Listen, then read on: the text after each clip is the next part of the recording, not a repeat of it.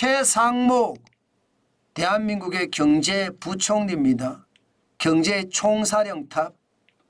이 최상목 경제부총리가 솔직한 고백을 했습니다. 무슨 얘기냐고요? 7월에도 또 물가가 오른다고 말입니다.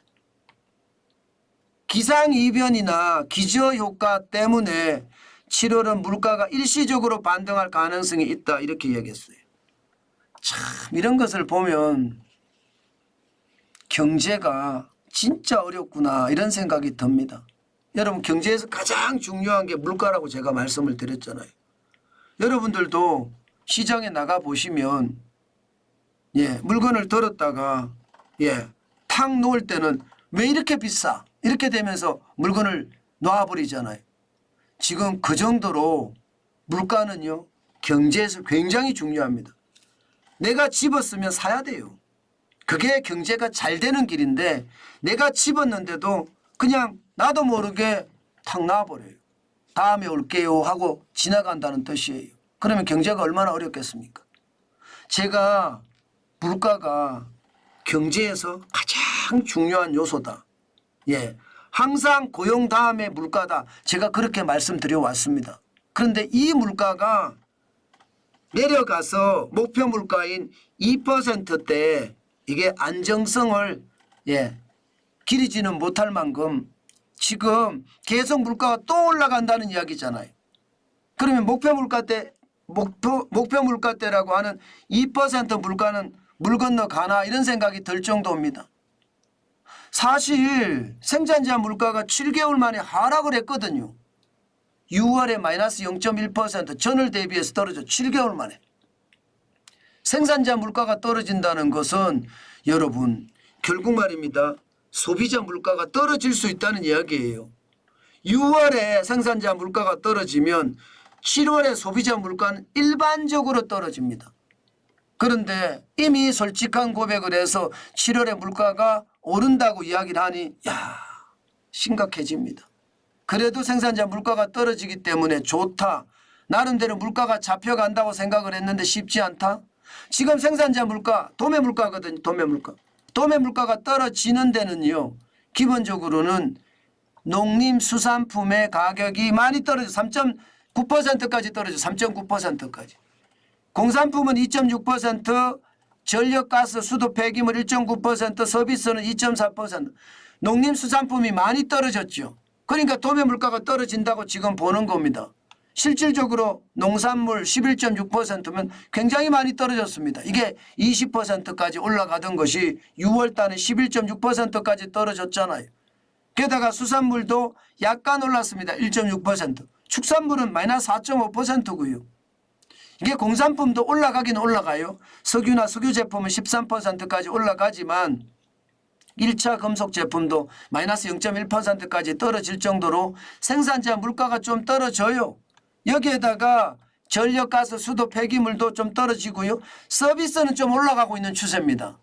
음식, 숙박도 올라가고요. 정보통신, 방송도 4.5%로 올라가고요. 전체적인 생산자 물가를 보면 그래도 좀 떨어진다에 가깝습니다. 농산물이 떨어지니까 공산품도 떨어지고 여기에 서비스 제품까지도 떨어진다는 거예요.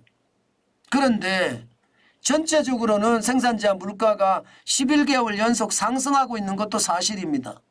그렇지만 전월 대비해서 7개월 만에 0.1%가 떨어지니까 이제 물가가 좀 생산자 물가가 잡혀가나 그런 생각은 들었었는데 결국 쉽지 않다는 이야기잖아요.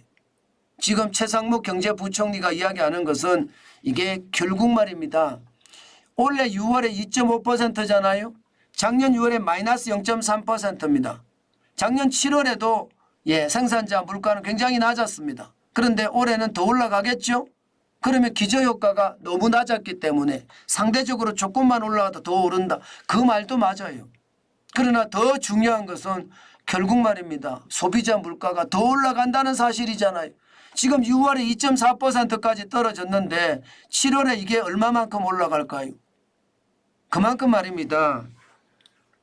우리네 삶은 공공해진다는 뜻이에요. 아니 벌이도 적은데 물가까지 올라가잖아요. 그러면 지갑은 더 안 늘어요. 소득은 점점 줄어들고 있는 게 현실이거든요. 그런데 지금 이자는 어떻습니까? 계속 올라가죠. 안 떨어집니다. 떨어지긴 떨어지지만 쥐꼬리만큼 떨어져요. 여기에다가 환율은요. 환율이 올라가면 물가는 더 올리거든요. 그러면 소득이 줄 수밖에 없고 소득이 주니까 지금 최상의 상태가 최악의 상태가 지금 오는 것은 아닌가. 또 7월에 물가가 올라가면 그만큼 우리 민생도 더 어려워지겠구나 그런 생각을 하게 됩니다. 안타깝죠. 경제에서 가장 중요한 게 고용이고 그다음에 물가라고 했는데 고용도 문재인 정부의 고용 정책을 그대로 답습하고 있어서 뭔가 달라진 게 아무것도 없습니다. 게다가 물가도 안 잡혀요. 답답하죠. 답답하죠. 서민의 고통이 이게 일자리와 물가인데 일자리도 나쁘고요. 일자리 진짜 나쁘거든요. 통계만 좋아요. 통계만. 일주일에 1시간 일해도 실업자가 아니니까. 그러니까 이런 돈 진짜 많이 들여서 고용통계 만들어내는데 이거 왜 하는지 모르겠어요. 아니 그런 통계 쓰잘데기 없는 통계를 왜 만드는지 저는 모르겠다고요.